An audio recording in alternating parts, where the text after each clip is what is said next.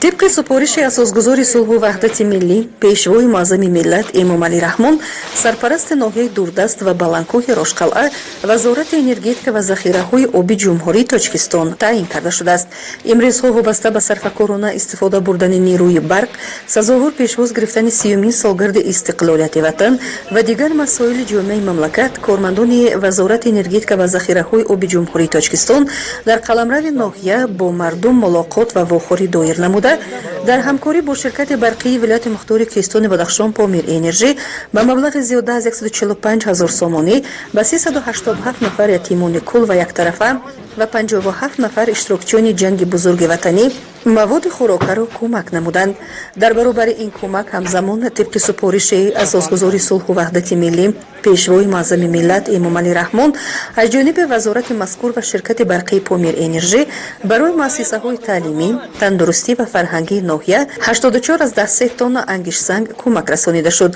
برای 41 عدد مؤسسه های تعلیمی حدود ناحیه تا دوردستترین دهه آن جوشنگاز در مجموع 77 تن انگیشت سنگ تقسیم کرده شد.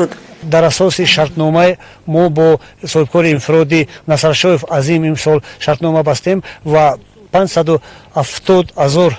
کیلوگرم انگیشت سنگ دسترس مسائل تعلیمی ناحیه рошткалъа گردانده شد. ولی این موادی که دسترس گردانده شد این مواد برای مسائل تعلیمی بسنده نیست و ما مجبور شدیم که با حکومت جمهوری تاجیکستان مراجعت نماییم که اوید دسترس نمودن سوزشواری با مسائل تعلیمی ناحیه рошткалъа و این روز ما بسیار شاد هستیم، بسیار خرسند هستیم که با تشبث پیشوای ملت اساسگذار صلح و وحدت ملی پرزیدنت جمهوری تاجیکستان محترم امامعلی رحمان و با دستگیری حکومت جمهوری تاجیکستان همچنین با دستگیری وزارت انرژتیک و ذخیره آبی جمهوری تاجیکستان با سرداری جماعت دلیر شوفقیر و همچنین با دستگیری شرکت помир-Энерчи با ناحیه рошткалъа با مقدار 84 تن و 300 کیلوگرم مواد سوزشواری وارد گردید و تمام مسائل تعلیمی از سوزشواری تامین هستند.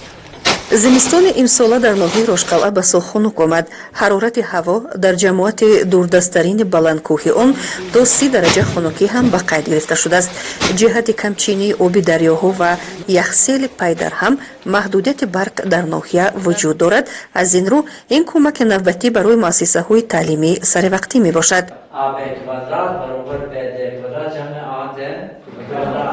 هر یک سیمخانه مؤسسه های تعلیمی حدود ناحیه در برابر گرمکنک های الکتریکی همزمان با گرمکنک های علاوه به طریق الترناتیوی تامین کرده شده است. زمستان امساله بدخشان بسیار خنک آمد و ما اصلا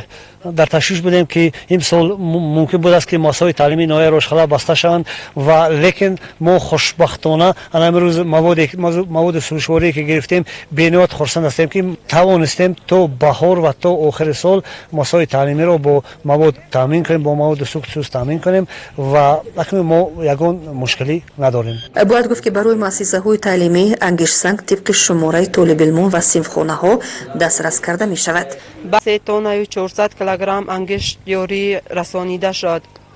ما از این غمخوری حکومت جمهوری تاجیکستان، وزارت انرژتیک و ذخیره های آب جمهوری تاجیکستان و شرکت помир-Энерчи خیلی ممنونیم و منتداری خیش را بیان می نماییم. کارمندان شرکت برقی ولایت مختار کیستان بدخشان помир-Энерчи جماعت به جماعت طبق تعداد و طلبات پیشکی معین شده انگیشت سنگ را دسترس مؤسسه های تعلیمی نمودند. من دیرکتور مؤسسه تحصیلات عمومی اساسی رقم 3 نظرعلی شیرعلی از نام خودم، از نام کلکتیو آموزگاری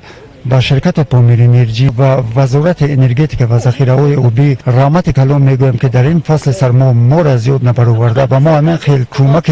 بشردوستانه رساندند تا آخر همین فصل زمستان برای مؤسسه ما به مقدار 3 تن و 100 کیلوگرم بسنده است. باید گفت که این کمک سر وقتی برای مؤسسه های تعلیمی، فرهنگی و تندرستی ناحیه рошткалъа از سپارش های اساسگذار صلح و وحدت ملی پیشوای معظم ملت امامعلی رحمان منشأ گرفته شهادت از توجه حکومت جمهوری تاجیکستان نسبت به ساکنان منطقه های دوردست و بلندکوه مملکت می باشد.